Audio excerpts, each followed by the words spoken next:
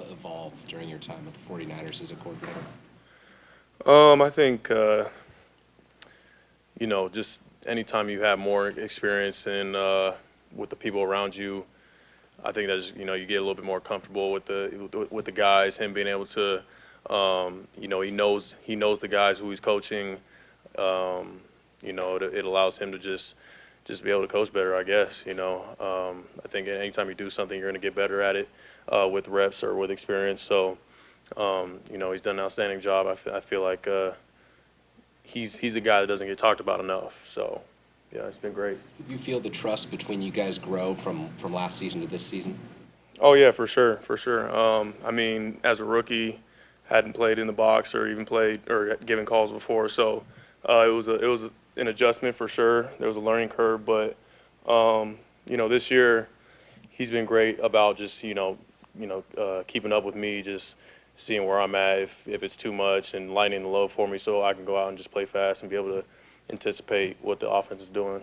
Is that an added responsibility that you enjoy, kind of being the brain trust on the field and everything that he throws at you? Yeah, for sure. I feel like it's an honor just to be able to be out there and have the green dot, give the calls. I take a lot of pride in that, and I try and make sure I'm the most prepared every single week with my own preparation individually, outside of our meeting rooms and stuff like that. Just making sure I'm watching tape.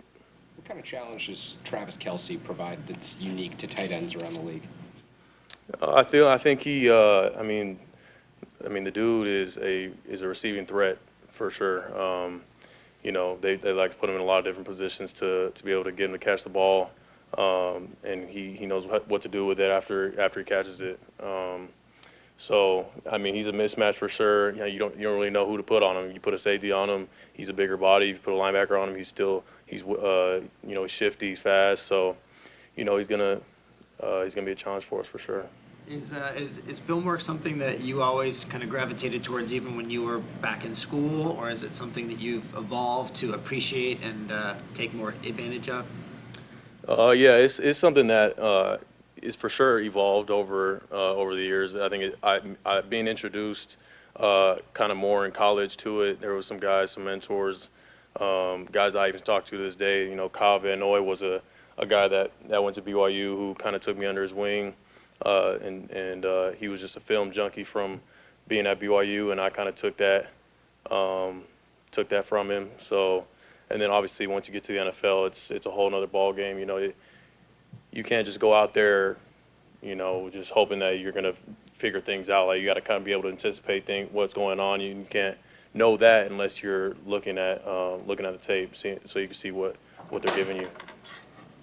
I'm sure you've been asked this before, but there's a long, proud tradition of linebackers here, especially in the recent past. Just to be part of that and to be so successful, so fast after being part of that lineage, how important is that to you?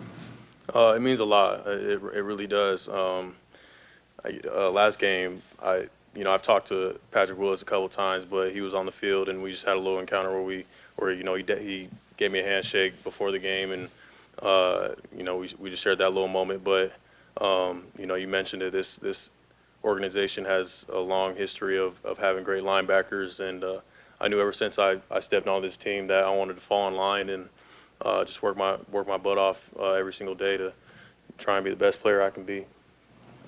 Fred, K'Wan Williams, one of the more overlooked players on your guys' defense. He can help you guys in the box or just coverage, and got a strip sack on Aaron Rodgers. What can you say about the guy that he can just play almost like a linebacker amongst you guys, and how he just grinds every day? Yeah, you're right. I think he does get overlooked a lot. I mean, I don't even think people talk about the strip sack a lot from what I've been seeing. But I think it's just because he puts his head down and he just works day in and day out. He doesn't try and look for praise or any of that. I mean, the guy, he does it all for us. He's unwavering. You know exactly what you're going to get out of him every single day. And when you put him on the field on Sundays, I have so much respect for him. We call him the Shark just because he eats. He's out there, and he might be a smaller guy because he's a nickel, but I mean the dude is one of the most physical players I've been around and the way he attacks the ball is something that I try to replicate when I'm out there. Is there something about Andy Reid's system that is going to test you mentally, whether it's misdirection or the volume of things that he can do? Does his system pose a challenge mentally? Oh yeah, of course. I mean, not just to myself though. That's just to the entire defense in general. I mean, he's been doing it for a long time. I'm sure it's evolved over the years, but you know, the way he uses his weapons that he has, having one of the best quarterbacks in the game right now with the weapons he has around him, they're able to do a lot of different things. That's why I think you kind of see the success that they have.